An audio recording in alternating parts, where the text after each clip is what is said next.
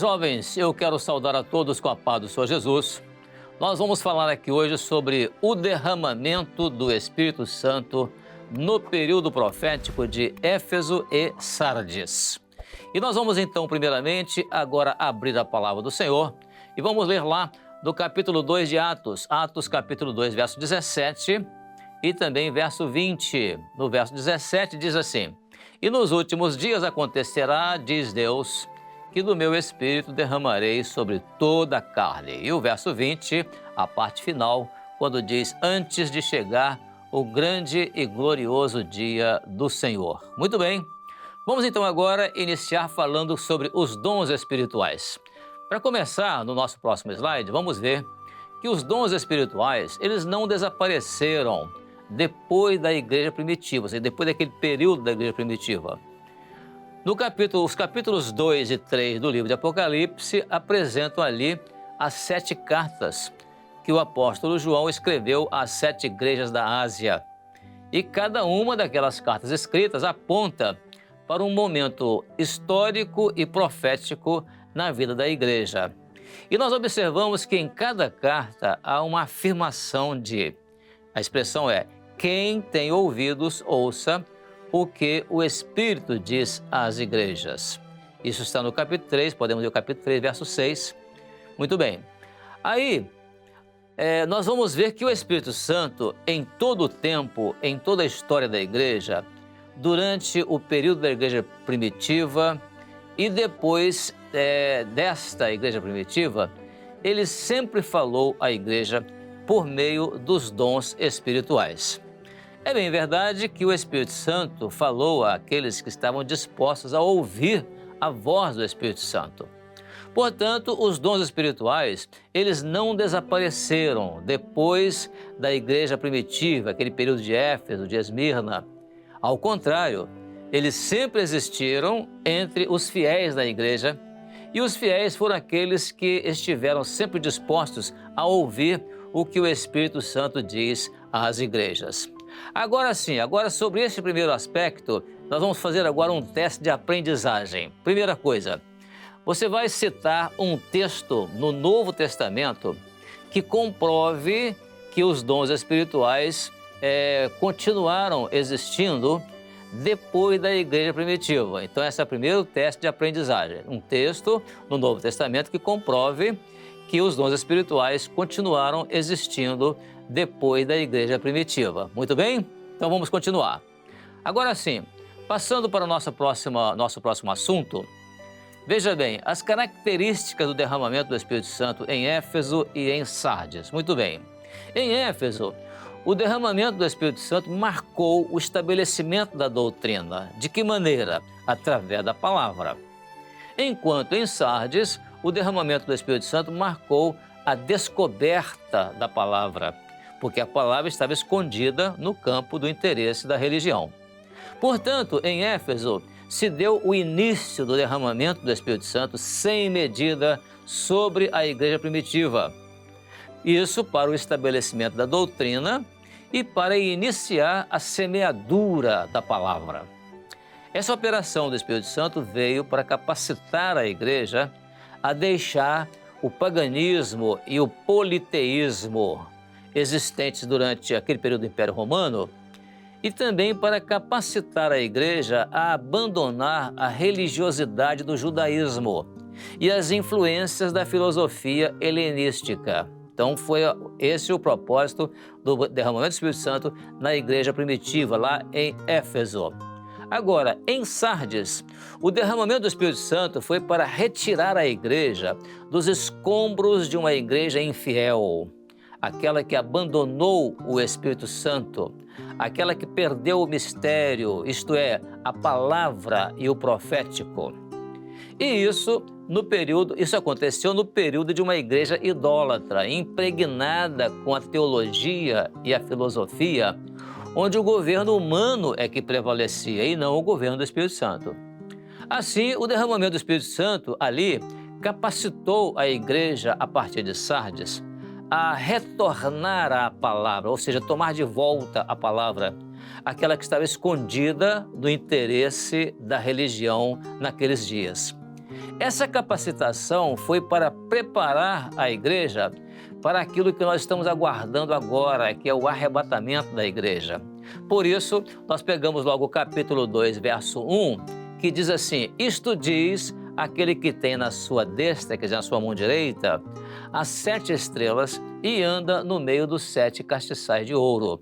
A mesma coisa, o capítulo 3, verso 1, ele vai falar também do título glorioso de Jesus em Sardes, né? Porque primeiro nós falamos em Éfeso, agora em Sardes. Isto diz o que tem os 7 Espíritos de Deus e as 7 estrelas.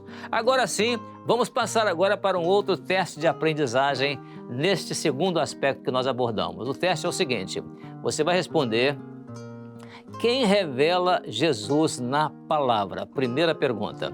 Segunda, você já teve experiência de Jesus revelado na palavra? Vamos repetir?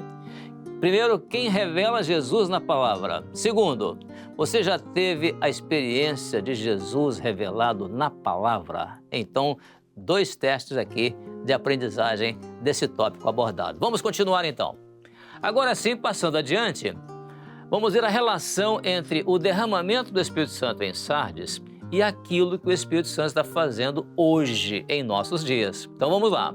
Em Sardes, o derramamento do Espírito Santo foi para que os fiéis saíssem da idolatria do cristianismo romano, para que eles saíssem dos escombros, da idolatria do cristianismo romano. Já em nossos dias, o derramamento do Espírito Santo é para a igreja sair da tradição que foi criada pelo protestantismo e que acabou tornando-se um protestantismo meramente tradicional. E com respeito a Sardes, o derramamento do Espírito Santo era para levar os restantes de Tiatira, que estavam para morrer, ao arrependimento, para que eles retornassem à doutrina do Senhor, que é a sua palavra, e deixassem a idolatria do período de Tiatira. Agora, hoje, o derramamento do Espírito Santo é para preparar a igreja para o seu arrebatamento. E nesse momento, o Espírito Santo está retirando a igreja da tradição religiosa, a tradição evangélica, a tradição cristã, e levando a igreja a discernir o tempo profético que ela está vivendo. Como é que chama esse tempo? Esse tempo é o tempo do breve. É o tempo que nós estamos vivendo. Da mesma forma que o Espírito Santo agiu em Sardes, retirando a igreja dos escombros de uma igreja infiel, hoje o Espírito Santo tem operado para retirar a igreja fiel dos escombros de um cristianismo, desbotado, tradicional, criado pelo protestantismo. Um cristianismo que partiu para o misticismo, pregando um evangelho material. Sabe o que é evangelho material? É o evangelho para esta vida. Um evangelho que não transforma a vida do homem. Um evangelho secularizado. Sabe o que é evangelho secularizado? É o evangelho que se tornou comum para muitos. E isso, ao contrário, para a igreja fiel, o evangelho eterno, ele é, sabe o quê? Preparo para o arrebatamento. Por isso, o capítulo 3, verso 3 de Apocalipse fala: lembra-te, pois, do que tens recebido e ouvido, e guarda-o e arrepende-te. Então agora, vamos partir para mais um teste de aprendizagem. Primeira coisa, pense bem nisso.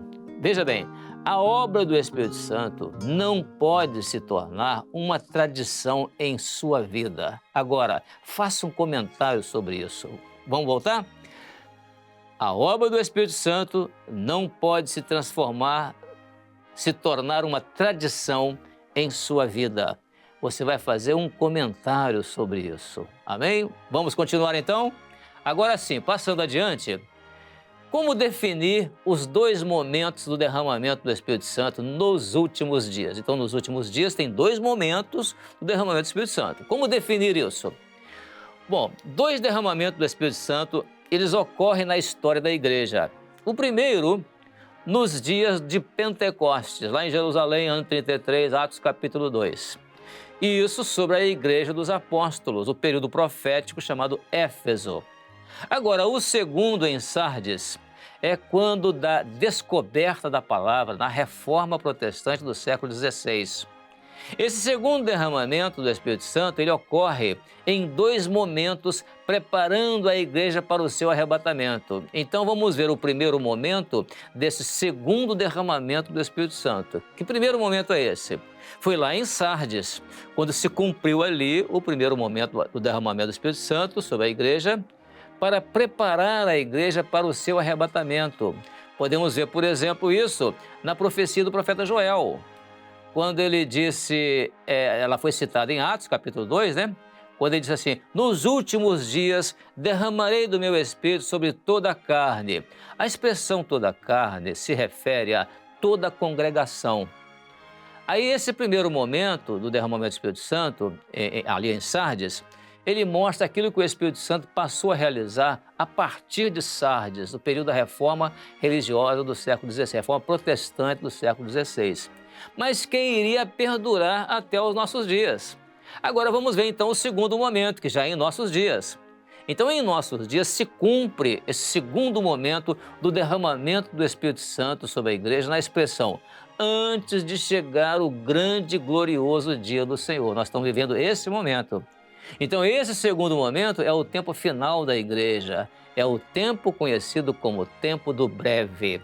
O momento do arrebatamento da igreja para aquele grande dia, que é o momento do preparo da igreja, né, para aquele grande dia, que é o dia do arrebatamento da igreja. Por isso, em Atos capítulo 2, verso 17, quando fala, os últimos dias acontecerá, diz Deus, que do meu Espírito derramarei sobre toda a carne. Esse é o primeiro momento. O segundo momento, no capítulo 2, verso 20 de Atos, quando diz assim, antes de chegar o grande e glorioso dia do Senhor. Nós estamos vivendo exatamente esse momento, antes de chegar o grande e glorioso dia do Senhor. Agora sim, vamos ao último teste de aprendizagem, que diz assim, vamos lá, preste atenção. O batismo com o Espírito Santo é poder para testemunhar e preparo para o arrebatamento. Isso é uma afirmação. A pergunta é, você está tendo essa experiência? Vamos repetir? O batismo com o Espírito Santo é poder para testemunhar e preparo para o arrebatamento. É o ensino bíblico, uma afirmação. A pergunta é, você está tendo essa experiência? Muito bem. Assim sim, nós terminamos essa parte a respeito do derramamento do Espírito Santo nesses últimos tempos e esperamos que Deus conceda uma grande bênção de uma experiência com o batismo com o Espírito Santo na vida de cada um dos jovens. Deus abençoe, a paz do Senhor Jesus.